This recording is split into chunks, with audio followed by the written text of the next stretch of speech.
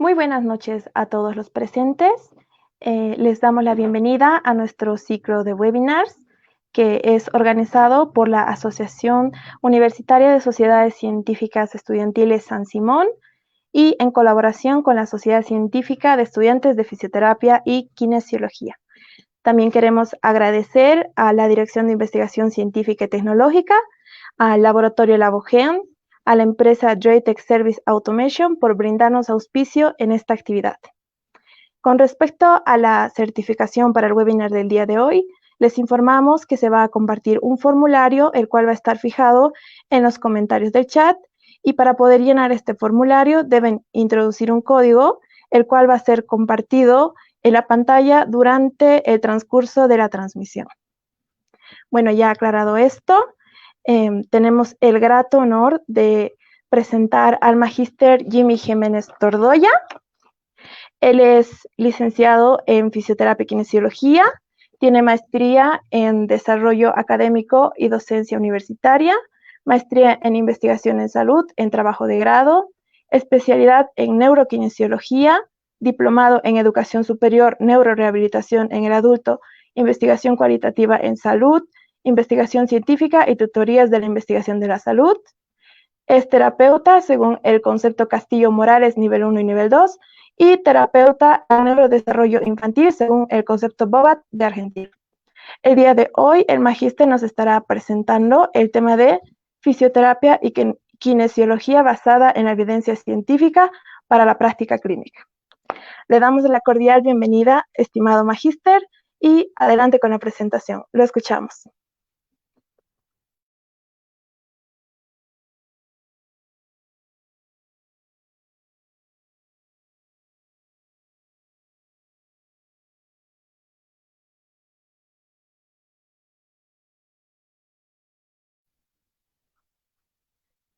Su micrófono, Alicia. Hola, ¿ahora sí? Sí, licenciado, lo escuchamos. Perfecto. Ya, muy bien. Entonces, les decía, bueno, la presentación tiene una lógica en la fisioterapia basada en la evidencia. Voy a hacer la presentación correspondiente. Voy a permitirme compartir mi pantalla, por favor.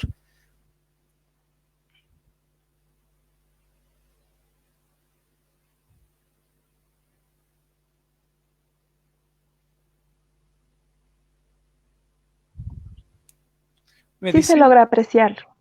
Perfecto. Bueno, entonces, muchas gracias a la Asociación Universitaria de Sociedades Científicas Estudiantiles de nuestra Universidad Mayor de San Simón. Les decía que el tema que voy a presentar es la fisioterapia y kinesiología basada en la evidencia. Tiene un sustento, hace rato lo mencionaba, en lo que es la medicina basada en la evidencia. Prácticamente se ha desarrollado a partir de esa disciplina. De todas formas, lo que yo voy a incorporar básicamente contextualizar esto en el ámbito de la disciplina de la fisioterapia y kinesiología. ¿Ya? Muy bien. Vamos a comenzar. Bueno, a ver. El contenido que voy a presentar está organizado en 6 puntos muy importantes. Por un lado, voy a hacer mención de alguna manera al proceso histórico, si vale el término, lo que corresponde la consolidación científica de la fisioterapia y los nuevos paradigmas que han ido emergiendo en este momento en el cual nosotros estamos. Por otro lado, voy a plantear una clasificación, si vale el término, de lo que involucra la dimensión global de la fisioterapia y kinesiología. ¿Ya? Eso a partir de revisiones que he ido desarrollando para darle un sentido más moderno, si vale el término, en lo que es la fisioterapia. Es fundamental centrarnos en esto antes de incorporar básicamente los conceptos fundamentales que tienen que ver con la fisioterapia basada en la evidencia o la práctica basada en la evidencia científica. Ese es básicamente, y vamos a manejar algunos conceptos referidos a este tema. Por otro lado, ya entrando a los niveles o grados de evidencia científica, me voy a permitir hacer mención de los diseños específicos que están contextualizados para el ámbito de la salud y los niveles de investigación, que son la base fundamental para poder establecer el proceso de la práctica basada en la evidencia. ¿Ya? Que es ahí donde vamos a ir estableciendo cada una de las etapas que se desarrolla para establecer esta estrategia que nos permite, primero, darle sentido y contribuye de alguna manera a partir de las evidencias en la práctica sumada a la experiencia profesional, lógicamente. Y por último, pues vamos a hacer como que un cierre en lo que corresponde a la aplicación y evaluación de esta medicina basada en la evidencia. ¿Ya? Entonces, ese es el contenido que nosotros vamos a ir trabajando. Voy a comenzar. A ver, yo me acuerdo, alguna vez vi una ponencia del profesor Jesús Rebollo, el 2013, en España.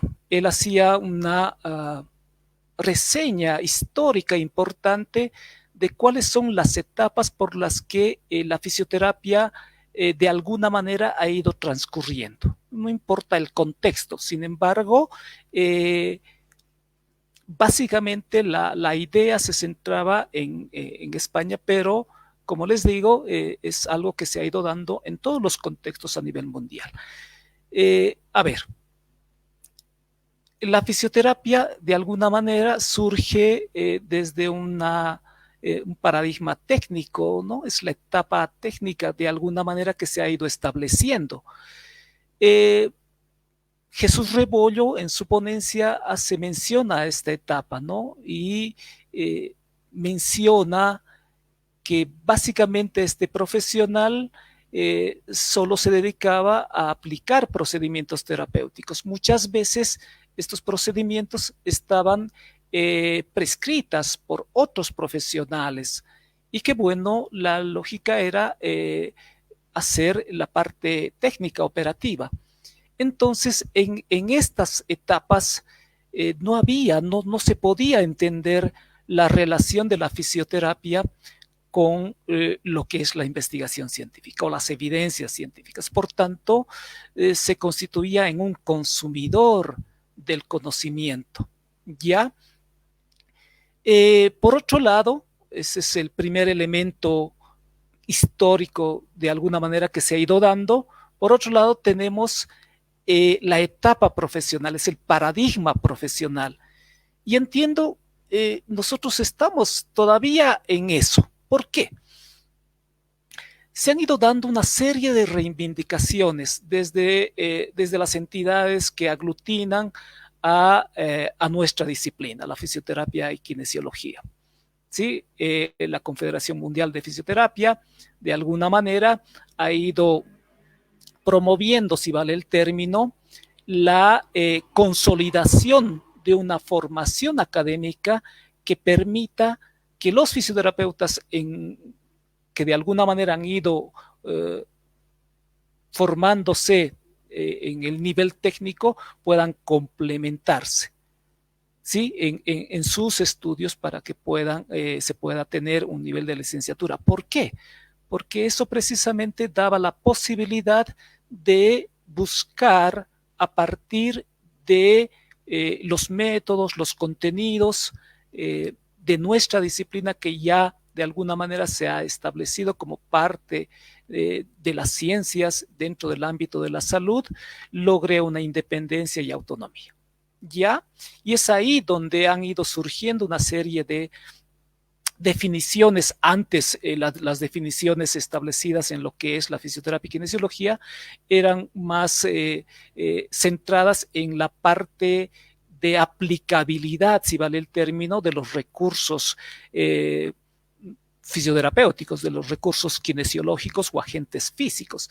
En esta etapa profesional se demanda primero por el reconocimiento de la fisioterapia y kinesiología como ciencia y la incorporación dentro de un contexto de la salud, ¿ya? Y el lograr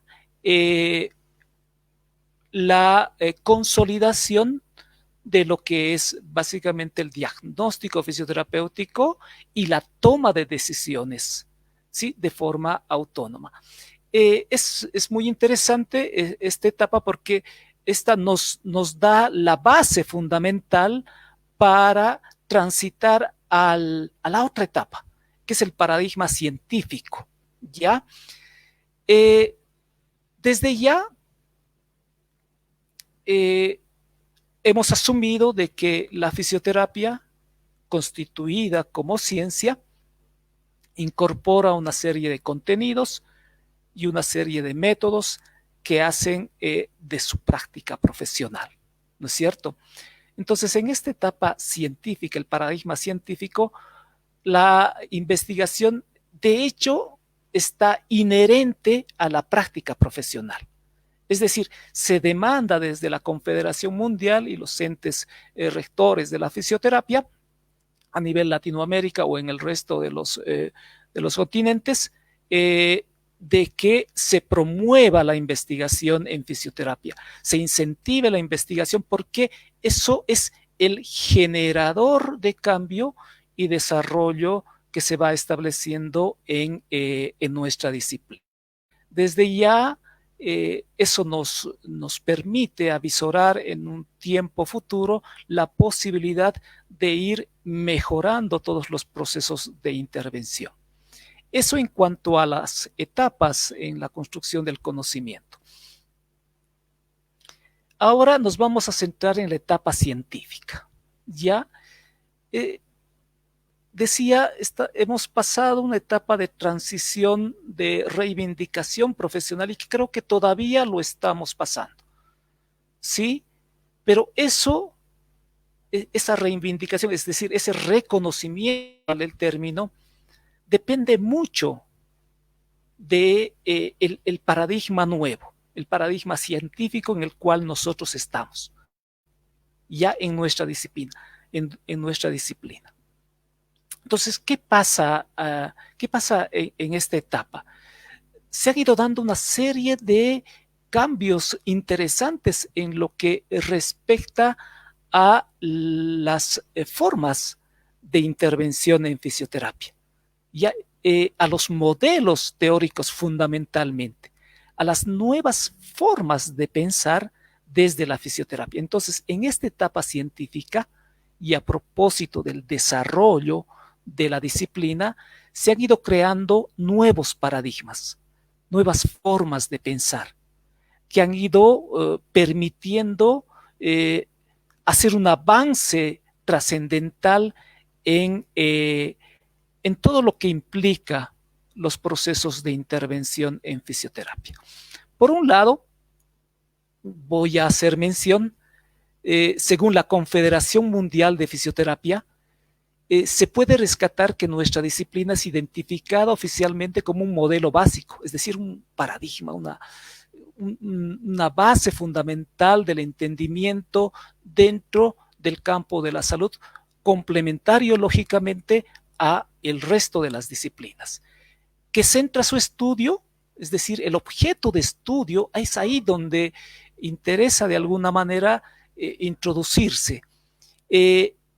Está precisamente en el análisis y el tratamiento de las funciones y disfunciones del movimiento desde una perspectiva biopsicosocial. Eso ya estaba establecido de alguna manera, es decir, han ido incorporando en esta etapa una serie de términos que independientemente de los términos, sino es el sentido que de alguna manera se le da a la práctica fisioterapéutica. Y eso ha sido parte fundamental de las investigaciones que se han ido desarrollando en todo este tiempo. Entonces, el objeto de estudio, desde una nueva lógica, según estos autores, se basa fundamentalmente en las funciones y disfunciones. Por un lado, ese es un término que si bien lo hemos asumido en algún momento, ha tenido ciertas transformaciones, si vale el término, principalmente desde la concepción de a ver cómo asumimos una función corporal segmentaria o intersegmentaria y cómo definimos una disfunción, porque el concepto de la salud no solo se centra en la intervención desde el punto de vista de la presencia de una alteración o patología, sino más bien también se centra en el desarrollo de la salud, desde la parte de la atención primaria o la educación o la prevención en la salud funcional del movimiento. Por otro lado, Shirley Sarman, en un artículo que publicó el 2017, recientemente hizo una publicación muy interesante. Esto ya lo estaban trabajando de alguna manera en la Asociación Americana de Terapia Física, que es donde ella pertenece, para cambiar un poco el sentido de entendimiento de la disciplina desde un modelo teórico basado en la integración de sistemas corporales. Entonces, ella dice, en la práctica profesional es mejor utilizar el término de sistemas de movimiento. Y no solo movimiento, ¿por qué? Para el cuidado y atención de la salud funcional se involucran, ya sea directa o indirectamente, múltiples sistemas corporales. ¿Ya? Entonces, ella en la publicación dice que el sistema de movimiento es un sistema de sistemas. Así lo plantea. ¿Por qué? Porque cuando hace la intervención o ella plantea la intervención en la práctica profesional, si bien nosotros enfatizamos en un sistema corporal, puede ser el neuromuscular o el músculo esquelético o el cardiovascular o el respiratorio, porque es en este sistema en donde se produce la situación de alteración o es la consecuencia de una patología de base, ese sistema corporal, de alguna manera, no es la única que se ve involucrada. Hay otros sistemas también que dependen mucho y que son la base fundamental para la función. La función desde lo evidente. O sea, hay que entender esto de la función desde lo que nosotros evidenciamos en el comportamiento, las actitudes, las actividades o las conductas motrices que presenta el paciente. Básicamente sería eso. Entonces, en esta etapa científica en la que estamos de alguna manera desarrollando investigaciones para consolidarnos, para desarrollar, para darle un mayor horizonte a nuestra profesión, se han ido dando una serie de nuevas lógicas, nuevos paradigmas. Y a mí me encanta mucho enmarcarme en estos dos nuevos paradigmas. ¿Ya? Y es sobre ello, en realidad, sobre el cual pues yo voy trabajando. Bueno, entonces habíamos dicho función, disfunción. Sí, un término muy importante que lo tomamos en cuenta. Es decir, cuando nosotros vemos a un paciente, el paciente acude a nosotros con una serie de demandas y necesidades.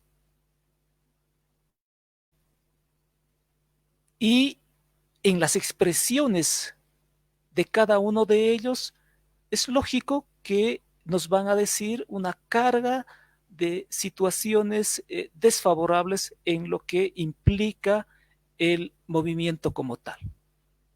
La dificultad para poder realizar, el no poder hacer una actividad, el no poder realizar alguna tarea determinada o un simple movimiento en algún segmento determinado o en varios segmentos o a nivel corporal global, esa información que de alguna manera está clasificada, si bien como información de base en la clasificación internacional del funcionamiento, nosotros el primer punto de referencia.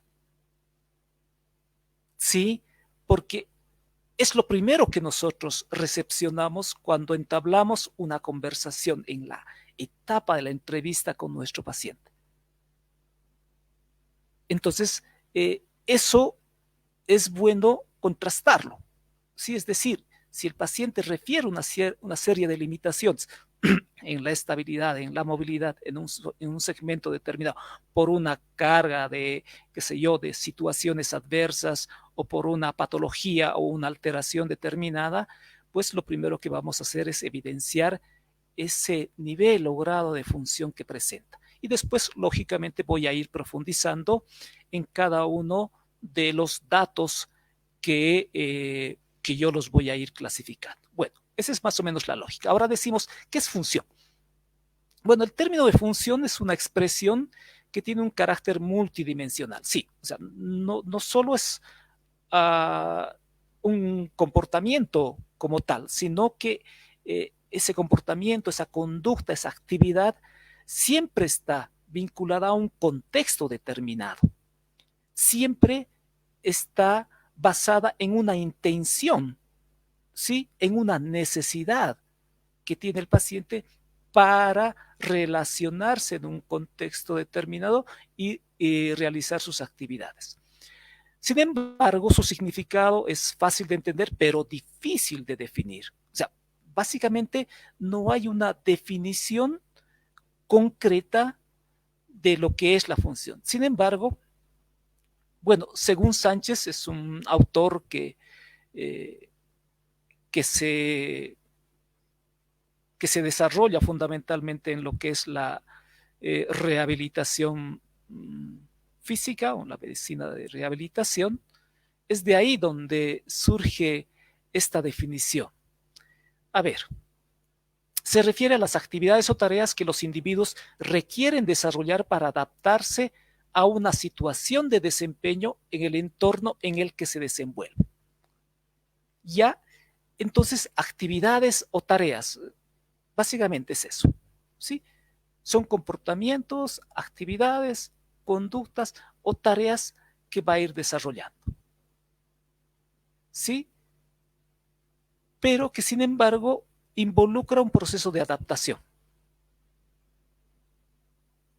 al entorno, a las condiciones, es decir, eh, a esos aspectos determinantes del comportamiento que se establecen en el entorno, ¿sí? En el cual esa persona se va a desenvolver. Por un lado, básicamente sería eso, ¿sí? Cuando hablamos de desempeño, aquí estamos viendo, es en realidad el mejor desempeño, que tiene que ver con el cumplimiento de actividades en función a una necesidad y a una demanda. ¿Sí? Eso de desempeño para mí es importante tomarlo en cuenta. Entonces, actividades, tareas, el proceso de adaptación que es cognitivo. Un proceso de adaptación tiene elementos cognitivos muy interesantes. No es solo mecánico, ¿no? Tiene su base a nivel cognitivo. Y el desempeño en el entorno en el que se desenvuelven es básicamente la posibilidad de poder realizar esa actividad de la mejor forma posible, de manera eficiente. Por otro lado, vemos la disfunción. ¿Sí? Entonces, a ver, la disfunción, según Medina y otros autores, es el equilibrio o balance insuficiente en el movimiento. ¿Ya? Este balance insuficiente como para poder obtener los mejores niveles de expresión funcional. Entonces, esto de alguna manera nosotros lo evidenciamos en nuestros pacientes. ¿Sí? O sea, no viene en unas condiciones en las que normalmente ese paciente está o estaba y que eso le permitía desarrollar sus actividades Básicamente esa era la idea.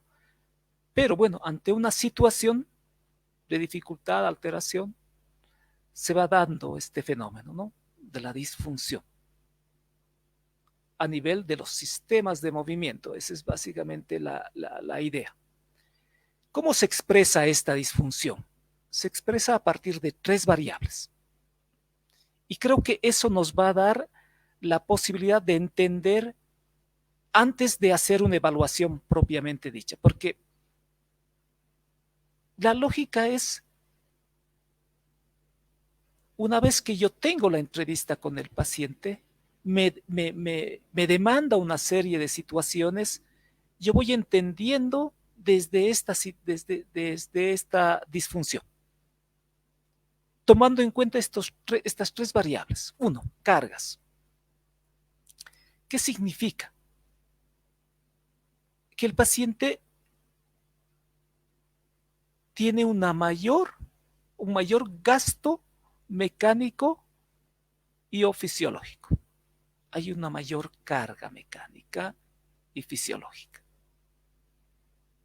Eso es un elemento muy importante que tenemos que tomarlo en cuenta. Y ojo, no está solo enmarcado en un sistema corporal, y eso lo vamos a entender después. ¿Sí? Entonces, se basa fundamentalmente en varios sistemas aquí, pero hay una carga, ¿sí? Hay un aumento del costo mecánico y fisiológico, por un lado. Por otro lado, tenemos las asistencias, es decir, y aquí es donde tenemos que realmente hacer el análisis, porque a mí me encanta mucho observar al paciente antes de hacer cualquier evaluación. Desde el momento en el cual estoy teniendo la entrevista y le estoy pidiendo ante una situación de no puedo o me es difícil hacer esto, yo le pido y le digo, a ver, haremos el ejercicio para ver, para constatar. Y es ahí donde se establecen una serie de reajustes que va teniendo tanto internos como externos. ¿Y a qué se refiere esto? Si tengo una limitación o una dificultad, eso lógicamente va a determinar en otros segmentos corporales compensaciones. ¿Sí? A nivel postural, qué sé yo, a nivel de la movilidad, a nivel de la estabilidad, etcétera, etcétera. Se van dando una serie de reajustes ante esa carga que tiene, ¿sí? Esa demanda energética, si vale el término, mayor, más esfuerzo, ¿ya? Y también hay una serie de ajustes o reajustes en el entorno a nivel externo. ¿Y a qué me refiero con esto? Es decir, el paciente va modificando el entorno para evitar esa carga. En lo que respecta, por ejemplo, a espacios de desplazamiento, qué sé yo, mobiliario para el alcance de algunos objetos o para el desarrollo de alguna actividad laboral determinada, deportiva, de la vida diaria, etcétera, etcétera. Entonces, va haciendo modificaciones en ese entorno, ¿sí? Entonces, va cambiando la disposición, si vale el término. Entonces, esas asistencias, desde el punto de vista corporal, me refiero a los reajustes internos, es ahí donde nosotros tenemos que hacer un primer análisis muy, muy importante. ¿Ya? Y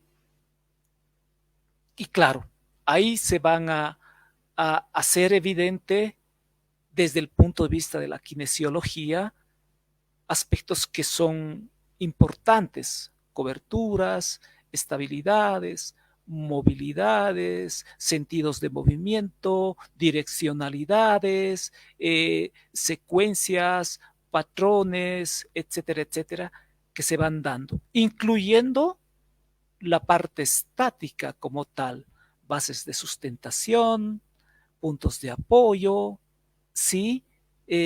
Mayores movilidades o menores movilidades en ciertos segmentos corporales, organización del propio cuerpo como tal en función a esa actividad. Es decir, solo es, por ejemplo, una situación de hombro, por decir, doloroso.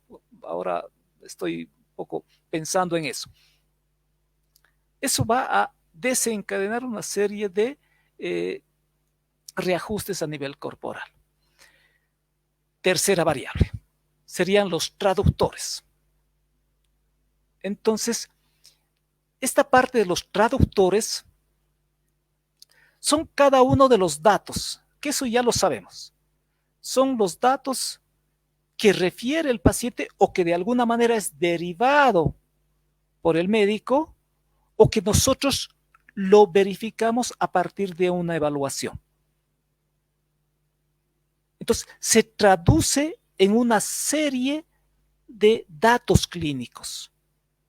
Toda esta carga que tiene y estos reajustes a nivel corporal segmentario. Entonces, se van a ir traduciendo en esos datos que hacen evidente la alteración. Y es ahí donde hacemos la valoración correspondiente, ¿no? La valoración desde el punto de vista del procedimiento de valoración que nosotros vamos a tomar en cuenta, etcétera, etcétera, o los niveles de calificación que vamos a nosotros asumir en ese momento.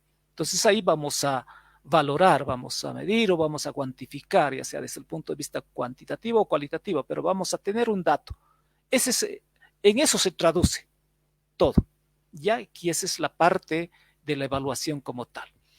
Cuando hablamos de sistemas de movimiento, tiene que ver fundamentalmente con, la lógica es el modelo teórico de sistemas. ¿Sí? Y el modelo teórico basado en la actividad o en la acción. Entonces, cuando hablamos de sistema de movimiento, tal como lo dice Shirley Sarman, pues incorpora todos los sistemas importantes que participan directa o indirectamente en el movimiento como tal. El sistema musculoesquelético, base fundamental. Sí, es el sistema de base, ¿sí? Que desde el punto de vista anatómico se puede tener una explicación clara de cada uno de los aspectos que yo voy a ir trabajando, o desde el punto de vista biomecánico, por decir, o desde el punto de vista de la kinesiología. Como tal, yo puedo entender algunos comportamientos que tengan que ver con el sistema musculoesquelético. Lo mismo pasa a nivel del sistema neuromuscular, ¿sí? Que es el sistema modulador, si vale el término. ¿Sí? Tenemos el sistema cardiovascular, el sistema respiratorio, que es de sostén, el sistema tegumentario, que en realidad es un sistema protector, pero que sin embargo, ante una situación de dificultad, puede determinar limitaciones importantes. El sistema psicomotriz, algunos autores lo asumen de esa manera, pero desde la parte de el comportamiento con connotaciones motrices. ¿Ya? Esa es la idea en este caso. Hay una modificación, si vale el término, porque el uso de la psicomotricidad lo toman muchas disciplinas. ¿Sí? Muchas disciplinas. En el caso nuestro, tiene sus particularidades, ¿no? Es ese comportamiento que tiene su base fundamentalmente en las conductas sensoriomotrices, en las conductas neuromotrices, perceptivomotrices, ideomotrices, pero que tienen que tener esa connotación a nivel del comportamiento o a nivel del movimiento, a nivel motriz. Y lógicamente esto incluye otros sistemas más. Entonces, hablamos de función y disfunción de sistemas de movimiento. Ese es esa es una de las evidencias, si vale el término, que se han ido dando en este nuevo modelo, ¿sí? Nuevo paradigma que estamos viviendo, que es el científico. ¿Sí? Pero, ojo, siempre vamos a estar vinculando cada uno de estos aspectos relacionados con la función y la disfunción desde la participación del sistema de movimiento en cada uno de los sistemas en mayor o en menor medida, van a depender fundamentalmente o van a estar relacionadas, creo que ese es el término, a nivel de los factores ambientales y los factores personales. Es lógico, porque el ambiente es el contexto en el cual realizamos nuestro desempeño. Ese ambiente puede tornarse facilitador o puede tornarse restrictor de la actividad, dependiendo de la situación. Entonces, la trascendencia del trabajo que nosotros hacemos va a tener este horizonte. No significa que nosotros vamos a ir a trabajar en ese entorno, sino que más bien como parte de las sugerencias y las observaciones que nosotros realizamos en nuestro trabajo, pues extendemos esta posibilidad de intervención hacia las recomendaciones en el entorno en el cual se desenvuelve esa persona, para evitar mayores complicaciones. Entonces hay que identificar qué facilitadores hay que identificar qué barreras existen, ya sea en las otras personas que están relacionándose con el paciente, en el ambiente, en la infraestructura, en el tiempo que dispone, ¿sí? Todos esos elementos. Y los factores personales que hacen particular y única esa situación de comportamiento en esa persona. Porque hay una carga emocional que de alguna manera va a estar influenciando en todo ese sistema de movimientos y la función propiamente dicha o la disfunción producto de una alteración. Este modelo es el que de alguna manera me gusta mucho, ¿sí? Entonces, ya estamos partiendo básicamente de cómo entendemos o cómo vamos a concebir esta forma, que desde ya son términos que lo hemos usado, o sea, no es que sea algo nuevo, sino que el significado, la connotación, tal vez tiene una serie de modificaciones sobre las tareas convencionales que posiblemente hayamos hecho. Bueno, eh, una vez me acuerdo cuando estábamos trabajando en la carrera y la idea de hacer convenios con las redes de salud en el CEDES, pues nos preguntaban a nosotros, a ver, ¿qué es la fisioterapia? Nos decían. ¿Cómo establecemos el alcance y la naturaleza de la fisioterapia? ¿Cuál es la dimensión sobre la cual se mueve esta disciplina? Nos preguntaba. Y claro, han habido una serie de publicaciones muy interesantes donde hacen un análisis de lo que es la fisioterapia en función a estos dos elementos importantes, el alcance y la naturaleza, que nos permiten dimensionar lo que es la fisioterapia en sí. En lo que respecta a los alcances, tenemos por un lado, estos alcances lógicamente están establecidos en función a las áreas, ¿sí? A las áreas o los campos de estudio que nosotros tenemos, dependiendo de la lógica. Estas pueden ser lo convencional, por lo general, es las áreas según sistemas corporales, ¿no? Básicamente esa es una forma de clasificación que asumimos. Entonces, intervenimos en función a cada uno de estos sistemas corporales que son parte del sistema de movimiento como tal, dándole mayor énfasis a algunos, pero también asumiendo igual una mirada global al resto. Los ámbitos de intervención. Ahí definimos como ámbitos desde el punto de vista del perfil profesional, un poco apelando a esto académicamente hablando, el ámbito profesional de la fisioterapia y kinesiología es básicamente el ámbito terapéutico, el ámbito de la gestión de servicios de salud del movimiento funcional o de los sistemas de movimiento funcional y la investigación. Ya esa es parte importante en el perfil profesional como ámbitos, ¿sí?, que se establecen en este desarrollo. Pero sin embargo, también los ámbitos se establecen desde el contexto en el cual se va a desarrollar la práctica profesional. Es un contexto clínico asistencial.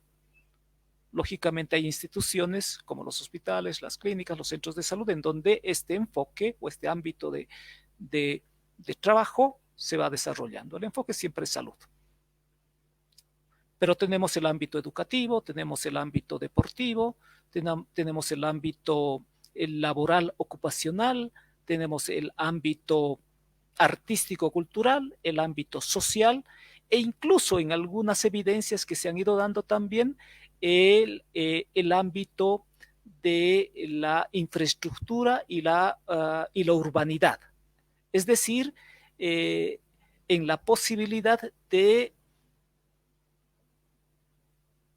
intervenir en el contexto para mejorar las condiciones del movimiento, pero referidas a los espacios abiertos o los espacios que tienen que ver con la infraestructura. Los contextos tienen que ver con los contextos desde el punto de vista geográfico, qué sé yo, o desde el punto de vista institucional. Trabajamos de alguna manera en todos los ámbitos en los cuales nosotros nos desenvolvemos. Y la población, tenemos tres tipos de poblaciones, ¿sí? Uno, población en desarrollo, yo lo digo así, es decir, que no tienen una condición, sino que son funcionales, pero que sin embargo hay que trabajar en la parte preventiva y la parte educativa del desarrollo de la salud funcional. Una primera población no presentan ninguna alteración, pero sí pueden tener algunos factores de riesgo que hay que identificarlos. Otro grupo poblacional, o sea, independientemente de los grupos etarios, porque nosotros trabajamos con todos los grupos etarios. La otra población son los pacientes que presentan alguna alteración, pero que son susceptibles de poder mejorar. Es decir, intervenimos y podemos recuperar a esos pacientes. Pero hay un tercer grupo poblacional con el cual nosotros trabajamos. Aquellos pacientes que presentan alguna alteración degenerativa o terminal. Ya, eso por un lado. Y por otro lado, cuando hablamos de la naturaleza de la dimensión de la fisioterapia y kinesiología, ahí establecemos los modelos. Y eso depende mucho de la formación. Sin embargo, se ha ido incorporando tres modelos interesantes y que están establecidos en los reglamentos de la práctica o del ejercicio profesional de la fisioterapia. El modelo kinesiológico, el modelo patokinesiológico y el modelo kinesiopatológico. Son tres modelos que me gusta mucho trabajarlos. Ya el kinesiológico es educativo preventivo. Sí, es promover el movimiento, pero dosificado y prescrito, ¿no? O sea, no un movimiento sin que haya una mirada profesional para promover la salud. Por otro lado, el patokinesiológico, que sería la connotación de las patologías, cualquier patología que nosotros podamos tener y que están establecidos en la clasificación internacional de enfermedades y las repercusiones que se tienen a nivel de el movimiento. ¿sí? Ese es el patokinesiológico. Es decir, por ejemplo, en los estudios que realizamos, eh, intentamos de alguna manera, ¿no? Ver la posibilidad de establecer nuevas patologías que no siempre las intervenimos y que tienen repercusiones a nivel del movimiento, que pueden ser temporales o permanentes dependiendo de la situación. Entonces, el modelo trabaja en esta lógica. Las enfermedades o las patologías van a desencadenar una situación de alteración a nivel motriz. Y lo otro es el kinesiopatológico. Es decir, muchas veces los comportamientos motrices, posturas mantenidas, movimientos repetitivos, qué sé yo, manipulación de cargas, o el hecho de tener algunos factores de riesgo ambientales determinan que el comportamiento vaya cambiando, vaya modificando, ¿sí? Vaya generándose una serie de riesgos corporales y que esos van a determinar en algún momento algún síndrome de inmovilidad. Y eso sumada posiblemente a una situación, ya sea externa, puede desencadenar, ¿sí? Alguna situación de enfermedad o patología. Esa es básicamente la lógica. Los niveles, pues son los niveles en los cuales hemos ido interviniendo. No es solo rehabilitación, sino que también involucra la parte de la atención primaria en salud, por ejemplo, un primer nivel, que es muy interesante trabajarlo, un segundo nivel o un tercer nivel. Los recursos, hay una publicación muy interesante, Guía de Actos Fisioterápicos se llama. Son dos docentes de España que hicieron una publicación y es una de las publicaciones muy interesantes. Hay una aplicación que se tiene, pero que, bueno, lamentablemente para Bolivia no está habilitada. Se llama Guía de Actos Fisioterápicos y ahí hace yo digo, es una primera clasificación que hace de todos los recursos disponibles en la fisioterapia. Todos, absolutamente todos. Ahí uno tiene como un manual de técnicas manuales, kinesiológicas, de electroterapia, etcétera, etcétera, mecanoterapia, todo, absolutamente todo, por lo menos hasta ese momento en el cual lo publicaron. Entiendo que pues, lo tendrían que actualizar porque cada vez van incorporándose nuevos recursos. Eso en cuanto a los recursos. Muy interesante esa publicación. Consúltenlo. Guía de Actos Fisioterápicos se llama. Y los servicios.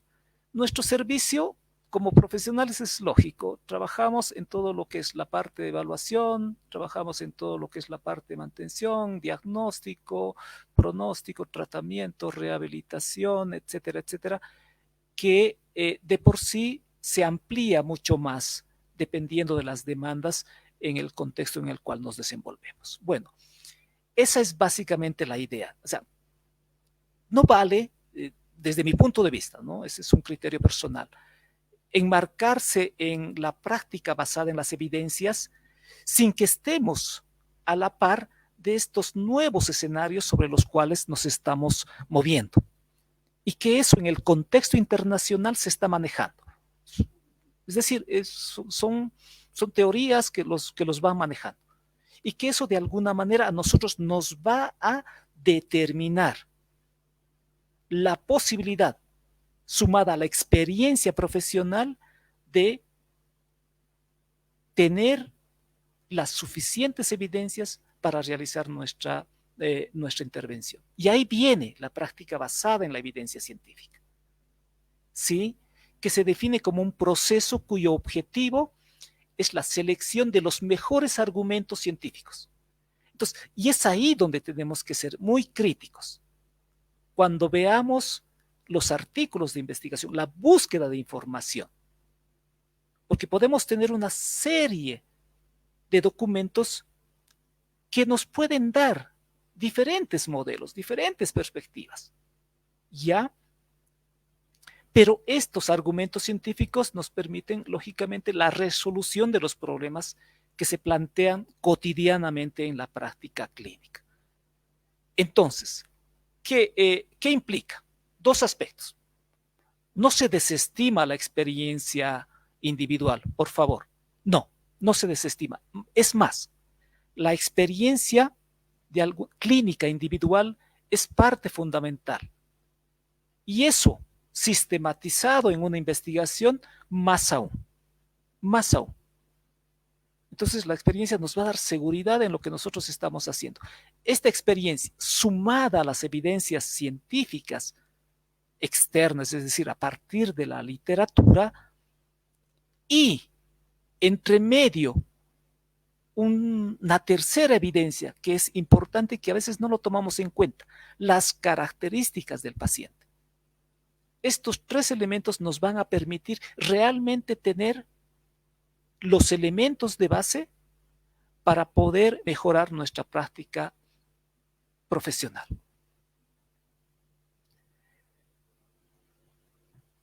Lo voy a hacer muy, bueno, esto lo voy a mencionar muy rápidamente. O sea, en la literatura científica se establecen grados o niveles de evidencias científicas. Y eso depende mucho de los diseños de investigación. En el contexto de la salud, tenemos básicamente dos tipos de diseños. Si existe una intervención, tenemos los diseños experimentales, y si no existe intervención, tenemos los diseños observacionales. Es una clasificación en el contexto de la medicina, de la salud en general. ¿Ya? Entonces, lógicamente, estos estudios observacionales que se dividen en dos, que son los descriptivos, como ser los casos clínicos, las series de casos o los estudios transversales o de prevalencia. ¿Ya? O los estudios ecológicos también. En este caso tenemos un nivel de evidencia que es bajo, ¿sí? Es bajo. Pero tenemos otro dentro del tipo observacional, que son los analíticos, que son más estudios de relación, ¿sí? Y que en ellos está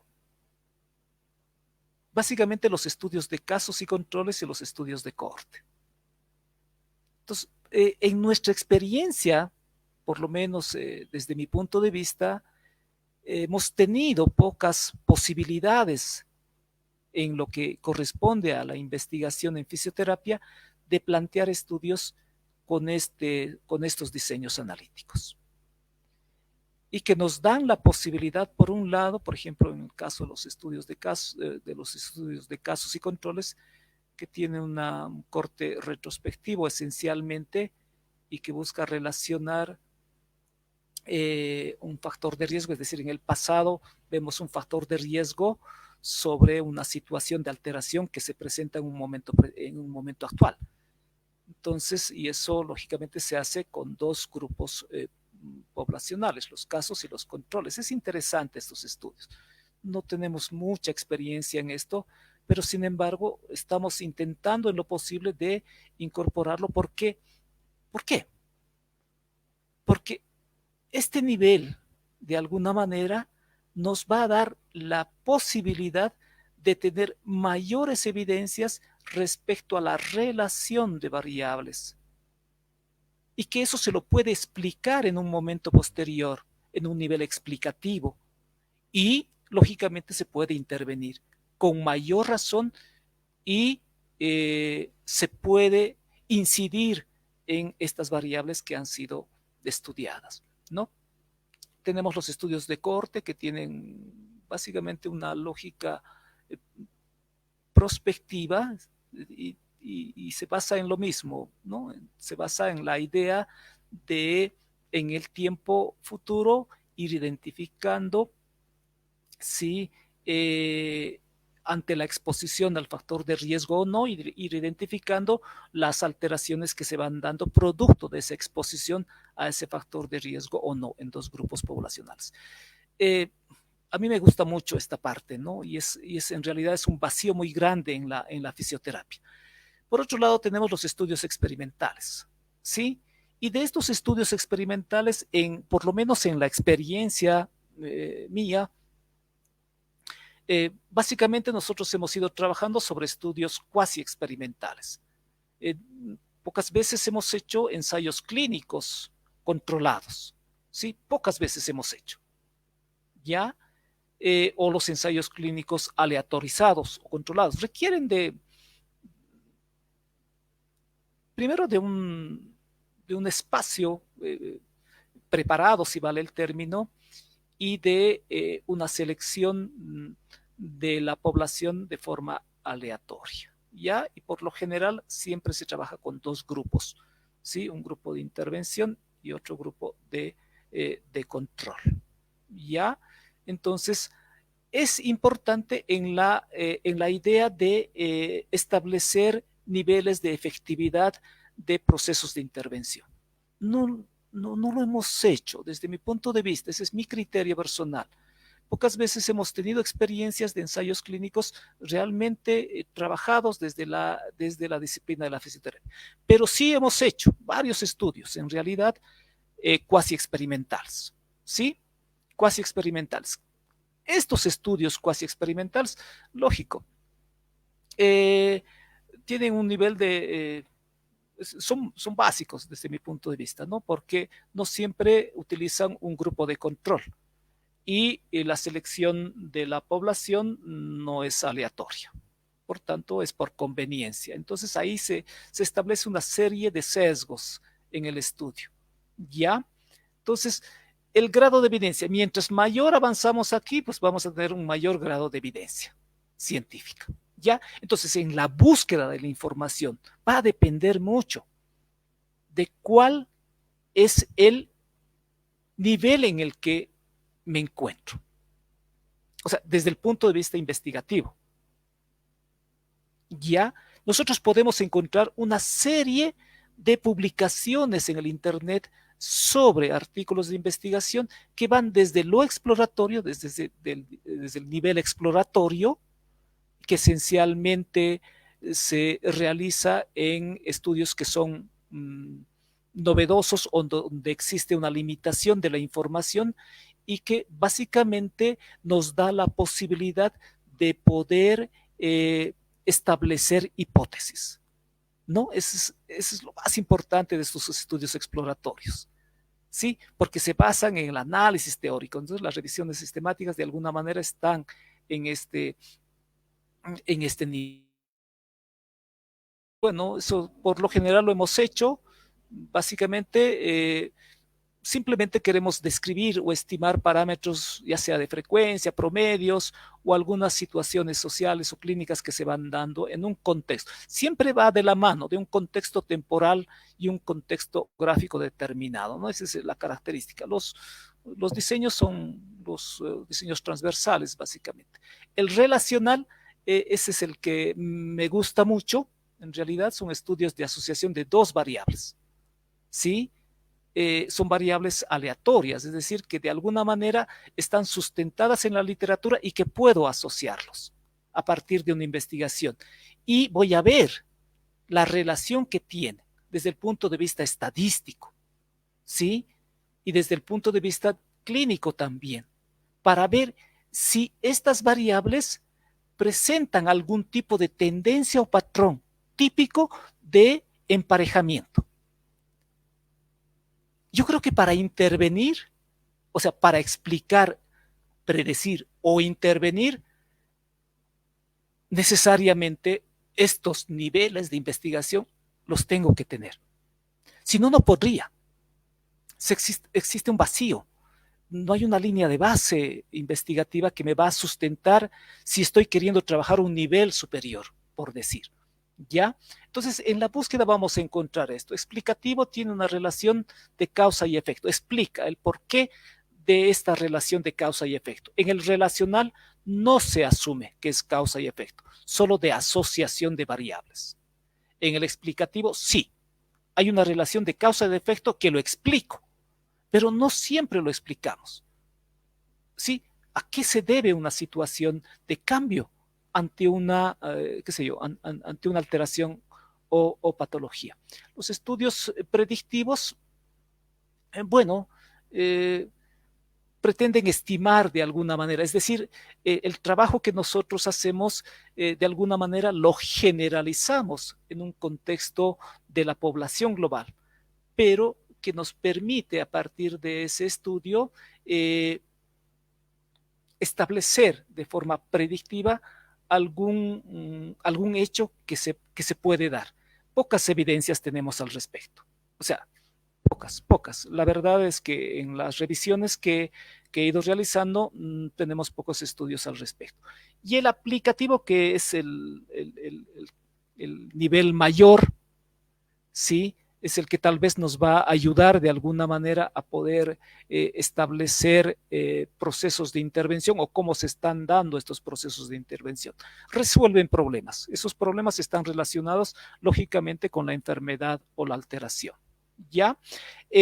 Aquí en el aplicativo pues hay que tomar en cuenta mucho la parte de los de la significancia clínica y la significancia estadística y la lógica de la intervención como tal, ¿ya? Porque se supone que es el último nivel. A ver,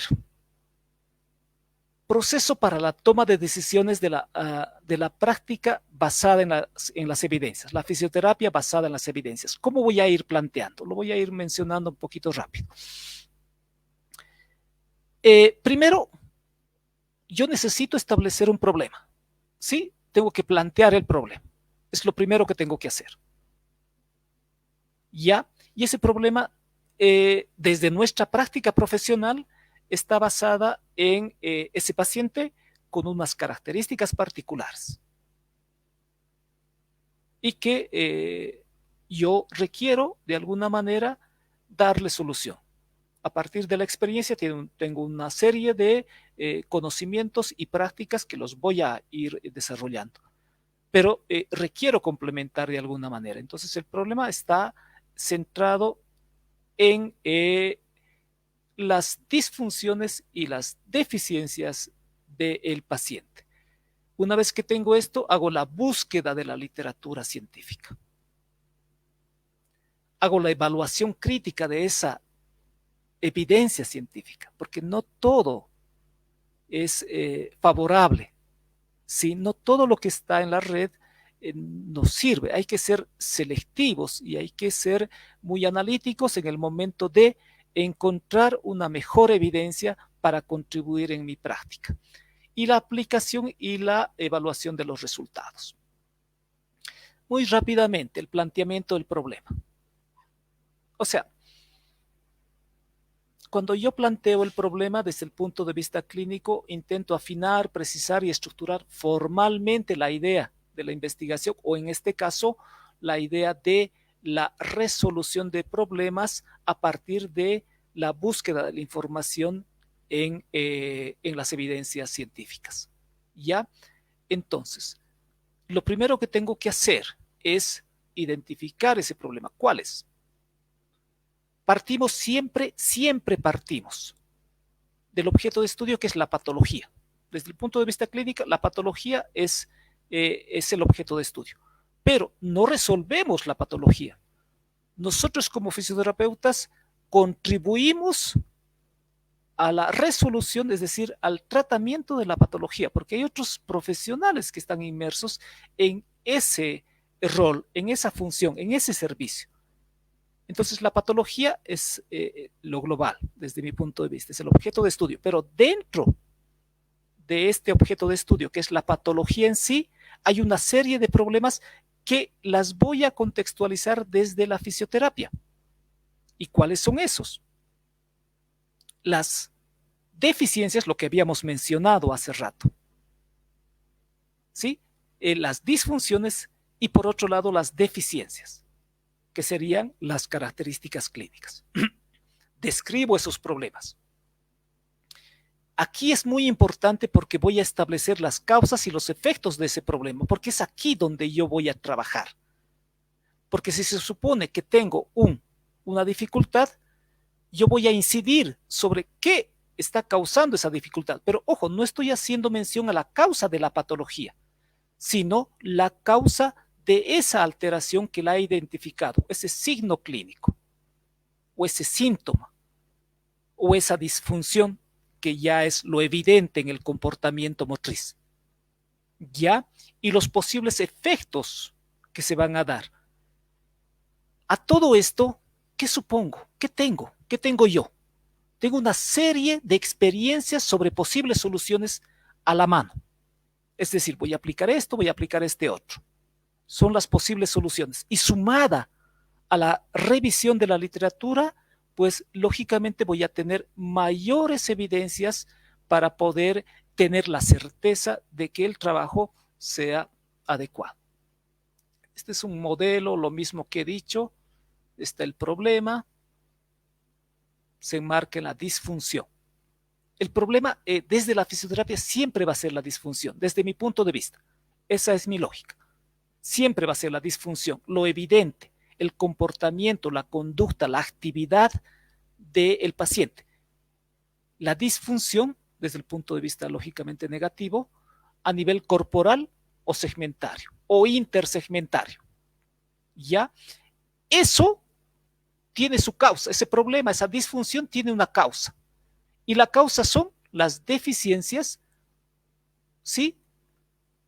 A nivel anatómico o a nivel fisiológico. Es decir, los problemas que se generan a nivel de las estructuras anatómicas y las funciones fisiológicas de cualquiera de los sistemas corporales que están involucrados en este comportamiento motriz.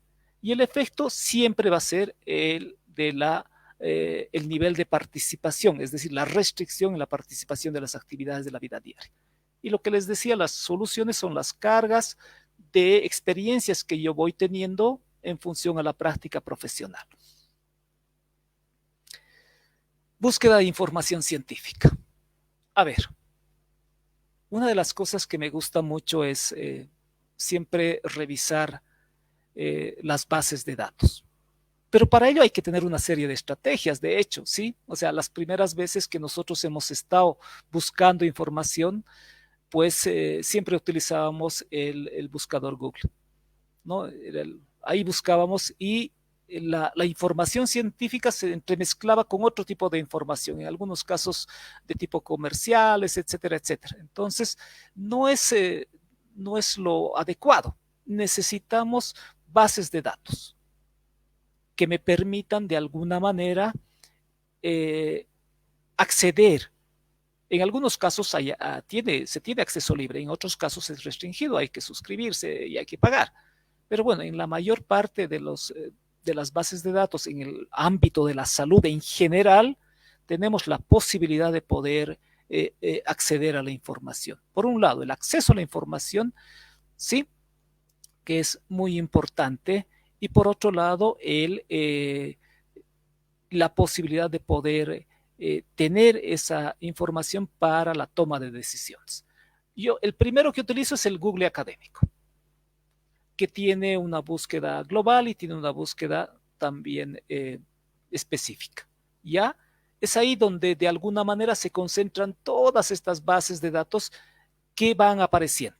Pero si quiero hacer una búsqueda específica, pues voy utilizando las otras bases de datos. El Cielo, el Redalic, ¿sí? El ILAX, que es de Latinoamérica y del Caribe. ResearchGAT, que es una muy buena base de datos. Hay harto de fisioterapia, Dialnet también. PubMed desde el ámbito de la medicina en general. La biblioteca virtual en salud, encontramos información, ¿sí? Hay muchas bases de datos científicas sobre las cuales nosotros vamos a poder encontrar información. Ahora ustedes me dirán, ¿y cuál es específica de la fisioterapia en realidad? Bueno, a ver. PET-RO. Esto inició como ha sido es una plataforma, si vale el término, en la que se incorporaban investigaciones de la disciplina de la fisioterapia y kinesiología. Ha ido creciendo y ahora esta base de datos se ha sido validada, incluso es reconocida por la Confederación Mundial de Fisioterapia. Aquí encontramos toda la información que nosotros podamos requerir. Hay en su versión español, es decir, podemos encontrar artículos de investigación en español, pero en la mayor parte encontramos en inglés. Pero las estrategias son las que nosotros tenemos que incorporar para acceder a esta información. Y en general, como parte de las estrategias técnicas de búsqueda de información, pues tenemos que ir organizándonos, ¿sí? Para poder buscar información en el Internet. Por un lado, la selección de palabras claves. ¿Sí? Uno, desde el punto de vista así, del conocimiento general, si vale el término, o a partir de un conocimiento ya que se basa en una referencia bibliográfica, ya sea en una materia determinada o a partir de los descriptores de algún tesauro. ¿Ya? Entonces, pero independientemente del lenguaje que yo voy a ir utilizando, pues tratar en lo posible de partir del básico, pero sí después sí manejar los términos más técnicos. En algunos casos hay que utilizar sinónimos. Sí, y tratemos en lo posible de utilizar esas palabras claves. Los conectores a veces no son importantes. Podemos utilizar operadores de búsqueda para eso, ¿ya? Pero una de las estrategias es ver las palabras claves, ¿ya? Entonces, incluso en algunos casos, nosotros, por ejemplo, en un artículo de investigación, tenemos una parte donde dice palabras clave. Y esas están como que sustentadas por una base de datos. Hay una base de datos donde existe una clasificación de los términos que se utilizan en las disciplinas y que esas son de reconocimiento de la base de datos y de acceso fácil. Entonces, esas palabras claves que nosotros algunas veces vemos en los artículos de investigación, pues las vamos a utilizar, o si no, en función a la experiencia o al libro o a la recomendación de algún colega, etcétera, etcétera, vamos a ir haciendo esa búsqueda. Campos y modos de búsqueda es muy importante. Ahí vamos a ver una búsqueda global o una búsqueda avanzada, dependiendo de la situación. Yo puedo hacer búsquedas por temas, por autores, ¿sí? Por áreas.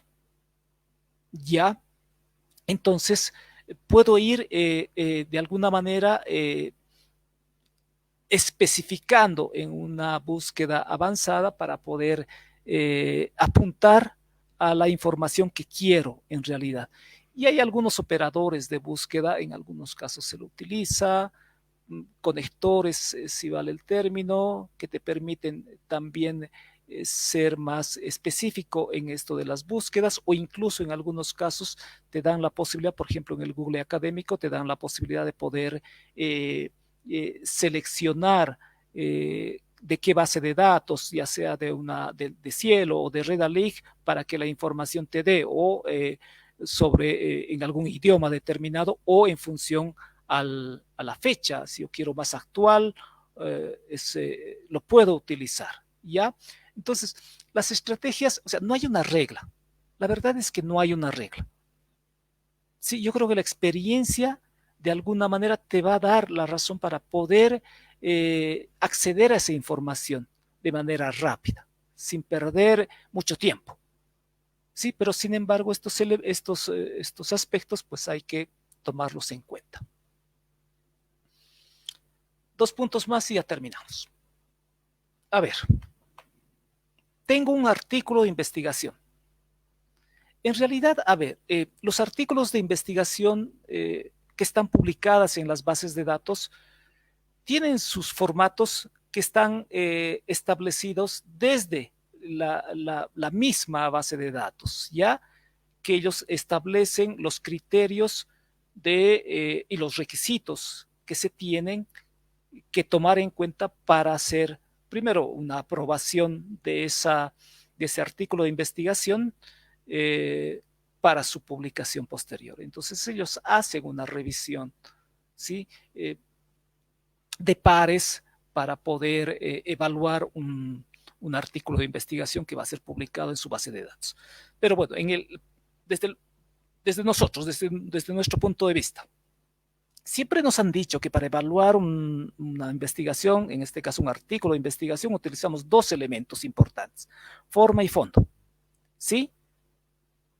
Y para evaluar, creo que es necesario partir de estos dos elementos importantes. ¿Qué sería fondo?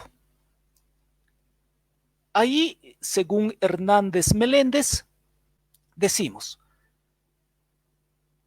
la unidad sí que tiene que ver con la coherencia y la cohesión, es decir, los contenidos que deben referirse a el tema que se está trabajando y posiblemente los subtemas que se relacionan y que establecen de alguna manera un hilo conductor sobre una lógica de un tema determinado.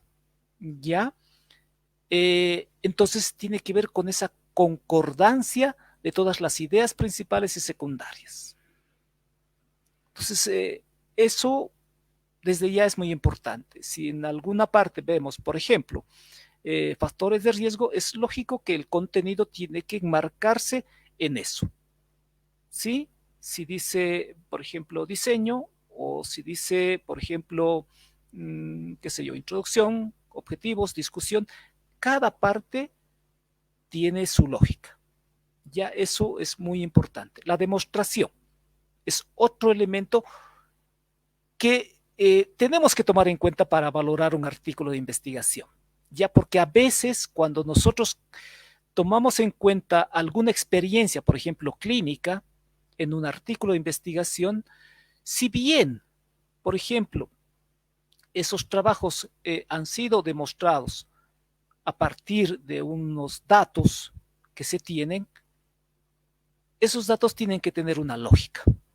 Ya una lógica desde el punto de vista clínico, que es muy importante. Ya. Y por otro lado, desde el punto de vista estadístico. Y que eso es muy importante que nosotros lo podamos valorar. El nivel de efectividad, ¿sí? Es decir, los resultados a partir de esta relación lógica en un proceso de intervención como tal.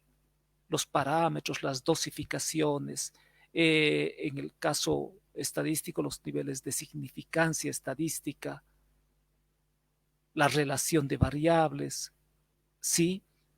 Entonces, esos datos nosotros los vamos a ir analizando, porque es a partir de esos datos que están demostrando cuán veraz es o cuán evidente de alguna manera desde el punto de vista científico es ese documento. El nivel de profundidad, es decir, tengo que ver la profundidad. Si yo tengo un problema, el profundizar en ese problema es fundamental. Porque a veces cuando vemos un problema, solo lo manejamos en sus aspectos visibles, si vale el término. Ya aquí habla de cualidades, no debe limitarse solo a sus cualidades fenoménicas, es decir, a eso que nosotros vemos o podemos palpar o podemos mover. No, el nivel de profundidad va más allá. Por eso hacemos esta relación de causas y efectos. Si tengo un problema, tengo que profundizar para ver qué es lo que le está causando, pero esa causa tiene que vincularse con la práctica profesional, es decir, tengo que tratar de incidir en esa causa para que ese problema se resuelva y puedo complementar de alguna manera con ese problema desde el punto de vista funcional. Por otro lado, la originalidad, ¿sí? de la investigación. Si está en una base de datos, es lógico que se garantiza de alguna manera esto. Pero si no está en una base de datos confiable, o es una página, por ejemplo, comercial, que no está respaldado por alguna institución, hay que tener mucha duda. En algunos casos, por ejemplo, hay algunas universidades que publican o algunas personas particulares que publican sus propios trabajos de investigación completos, inextensos, los publican. Y una vez toma esos documentos e incluso los pone como ejemplos, ¿no? Para hacer sus trabajos de investigación o para hacer sus intervenciones en este caso. Hay que tener mucho cuidado en eso, ¿ya? Entonces, la base de datos es muy importante. Eso garantiza la originalidad del estudio. Si no tengo una buena base, hay que dudar. Y obviamente, cuando veo aspectos relacionados con el contenido, tiene que haber una secuencia lógica, les decía, tiene que haber un respaldo bibliográfico, tiene que haber unas citas que se relacionen con las referencias bibliográficas y tiene que haber un soporte de una institución que está publicando ese artículo de investigación. Los requisitos de forma, ¿cuáles son? El uso apropiado del lenguaje y la organización del texto. El uso apropiado del lenguaje, ahí tenemos, por ejemplo, la terminología adecuada. Y eso cambia, ¿no? A veces nos llegan documentos, por ejemplo, con terminologías que no siempre las manejamos. Ya, en algunos casos la terminología es del ámbito de la biomedicina, por decir, o de otras disciplinas. Ya, entonces hay que entender cada uno de los términos y lógicamente si está centrada en la fisioterapia es importante que se utilice la terminología adecuada. No sé, no es importante ni creo relevante tener que manejar terminologías muy globales. Hay que tratar de ser específicos y de manejar los términos adecuados. Eh, hay que ser muy conciso en los conceptos. ¿Sí? Es decir, hay algunos trabajos de investigación que me dan una serie de informaciones y no son puntuales, por decir. Ya, dependiendo de la situación, el nivel de profundidad no solo está relacionada a la cantidad de contenidos teóricos, sino más bien a el nivel de variabilidad que tiene esos contenidos en una situación muy sintética a partir de diferentes fuentes bibliográficas. La contextualización hace referencia al contexto, por ejemplo, poblacional, es decir, si voy a ver información sobre, por ejemplo, grupos etarios adultos mayores, por decir, se me ocurre. Entonces me voy a contextualizar en función a la población. Si voy a ver en función al área, voy a contextualizarme en función al área. ¿Ya? Entonces tiene que haber esa lógica en cada uno de estos estudios. Y los tiempos verbales, bueno, es una cosa más ya de forma que entiendo cuando ya se publica, eso ya de alguna manera está corregido. Aunque en algunos casos hemos visto que en algunos artículos de investigación pues se ven algunos errores, pero eso no tiene tanta relevancia, diría yo. La organización del texto, el uso adecuado de los signos, el paginado, numeración, lo que más me interesa aquí es de referencias bibliográficas. ¿Por qué? Porque eso me va a permitir ampliar. Si yo tengo, por ejemplo, un artículo de investigación y habla sobre un tema que me interesa mucho, una intervención, qué sé yo, o una evaluación, o un instrumento de una escala, un test, y me da un autor, o sea, hay un autor al cual lo está citando ese autor del artículo de investigación. Entonces yo me voy a ir a las referencias bibliográficas y muchas veces tienen, por ejemplo, las extensiones del enlace para poder ingresar. O en algunos casos lo copio y lo pego y busco esa información para ir a la raíz, para profundizar más. Es la búsqueda de la información que requiero. Entonces, voy buscando y las referencias bibliográficas para mí, de alguna manera, me dan la posibilidad de poder ampliar. Las figuras y los gráficos, pues son interesantes, pero yo diría que las tablas estadísticas que hay que saberlas, entender eh, pienso que es importante que se tomen en cuenta en algunos trabajos de investigación, no tanto los gráficos, diría yo, porque el nivel de profundidad no está sustentado por los gráficos como tal, sino por las tablas estadísticas que se tienen. Y ustedes han debido ver, pues hay un montón. Esta es una evaluación de la calidad de la información. Bueno, no lo voy a mencionar, es una propuesta que hicieron para ver, o sea, cómo es la calidad de la información cuando nosotros entramos al Internet, ¿no? O sea, son los mismos aspectos que nosotros hemos tomado en cuenta. El acceso, si es de fácil acceso, los contenidos, muy importante los contenidos, el diseño, la parte ética, si es un estudio, de alguna manera experimental o cualquier estudio, es muy importante, de los recursos que nosotros tomamos en cuenta, la literatura es la literatura no convencional, que a veces siempre utilizamos esta literatura o se llama también literatura oculta, ¿no? Es como los trabajos de investigación que a veces no los podemos leer en las bibliotecas y pues algunos están publicados in extensos, ¿no?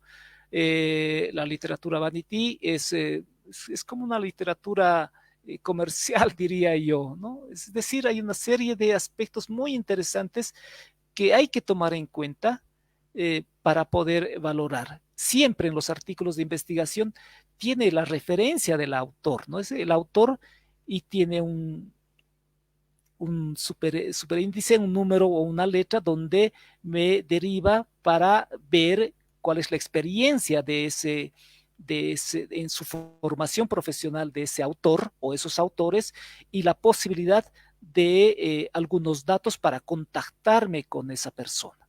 Ya es también importante tener esos datos. Eh, los motores de búsqueda, ¿sí? Eh, estilos de citación, referencias para derechos de autor, ética y etiqueta en la red, evaluación de los recursos multimedia. Bueno, yo me iría más por lo que son los motores de búsqueda, ¿ya? Y bueno, de alguna manera, esta información, después tenemos los índices de sitios evaluados en la red, información general en salud, manuales educativos en salud, servicios de salud. Primero, la búsqueda, traten en lo posible de hacerlo en el Google académico. Ya después pueden ir buscando, si es más específico, busquen de acuerdo a la disciplina, pues vayan buscando la información. A mí me es más provechoso, por ejemplo, los términos que quiero yo buscar, los traduzco, los cambio al inglés, los traduzco al inglés y busco en inglés, porque a veces esa información es más actual y tiene relevancia, diría yo. Dicen que el inglés es un lenguaje universal, ¿no? Entonces hay mucha información en inglés. Hay algunas revistas de investigación, o sea, revistas de investigación, en fisioterapia, por ejemplo, hay varias revistas. En algunos casos las podemos descargar. Bueno, me, esta es la última en realidad. Eh, a ver, bueno, yo creo que para la aplicación y evaluación de los resultados, o sea, de esta práctica basada en las evidencias o la fisioterapia y kinesiología basada en la evidencia para la práctica clínica, el alcance y el nivel de profundidad que nosotros vayamos a tener, por un lado, en la lectura de las evidencias científicas, ¿sí? De forma selectiva, de forma haciendo una evaluación crítica, además de la experiencia del profesional y del análisis que nosotros vamos a hacer de las características del paciente, son de hecho determinantes a la hora de nosotros tomar las decisiones terapéuticas, de prescribir y dosificar el tratamiento o la rehabilitación que nosotros hacemos. O sea, la prescripción y la dosificación, si bien nosotros tenemos experiencia desde la formación profesional e incluso en la formación posgradual que estamos teniendo, eso no desestimamos, lo tomamos en cuenta, pero lo podemos complementar. podemos complementar, podemos diversificar, podemos ser muy concretos, muy analíticos, muy específicos para tratar realmente el problema. Y así vamos a tener una calidad y eficiencia en el servicio de fisioterapia y kinesiología. Bueno, ojalá que les haya gustado. Y bueno, estoy presto a alguna pregunta, por favor. Muchas gracias, licenciado, por su impecable ponencia. Ahora vamos a dar paso a las preguntas. Si es que hubiese alguna pregunta. Magíster, Joy Andrés Garbizu dice, muchas gracias, Magíster Jimmy Jiménez, por su presentación. Según su experiencia en investigación científica, ¿qué gestor bibliográfico recomienda dirigido al área de la fisioterapia? Ya. Bueno, a ver, hay varios gestores bibliográficos en realidad. Hay de acceso libre, ¿sí? Y hay de pago, por ejemplo, ¿ya? Entonces, el que utilizo yo es el EndNote, ¿no? Es el que utilizo. Pero el más básico, diría yo, el que de alguna manera tenemos que estar familiarizados, es el que está incorporado en el Word, ¿sí? Para empezar a manejar esta posibilidad de poder hacer las citas y las listas de referencias bibliográficas. Después tenemos una serie de gestores bibliográficos en el Internet que las podemos utilizar. El Mendeley es una de esas que le he utilizado también y que la podemos nosotros descargar. El Sotero también es otra y que es de acceso libre, lo podemos utilizar. Entonces, hay varios gestores. Lo importante que es, no es tanto el gestor, sino es uno, primero en hacer la cita correcta. Es muy importante eso. ¿Sí? En el campo de la salud, en el ámbito de la salud, se sugiere trabajar sobre el estilo Vancouver. ¿Sí? Se sugiere. Pero bueno, en algunos casos se hace con el estilo APA. ¿Ya? Eso sería. Muchas gracias, Magíster. Por cuestión de tiempo no vamos a poder responder las otras preguntas. Sin embargo, se las vamos a contestar en el mismo chat de Facebook. ¿Está bien? Ahora vamos a pasar a la despedida. No sin antes agradecerle a usted, estimado Magíster, por su excelente presentación y por aceptar nuestra invitación al webinar del día de hoy. Muchísimas gracias, Magíster. No, agradecerles a ustedes y bueno, estoy presto en alguna otra oportunidad también en la posibilidad de poder difundir alguna información o ampliar alguna información. Agradecerles a ustedes por el apoyo que le están dando a la investigación. El eje fundamental y la transversal del proceso formativo siempre es la investigación. Eso nos va a hacer mejores como profesionales en todas las disciplinas en la Universidad Mayor de San Simón. Gracias por la atención.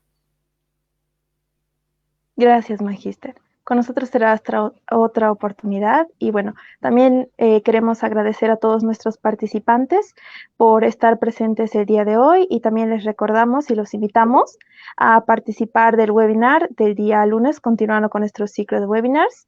El día lunes, la Sociedad Científica de Bioquímica y Farmacia nos estará presentando el tema de inmunología del COVID-19, sustento para las vacunas. Los esperamos el día lunes y bueno, muchísimas gracias nuevamente y que tengan muy buena noche. Hasta otra oportunidad. Gracias.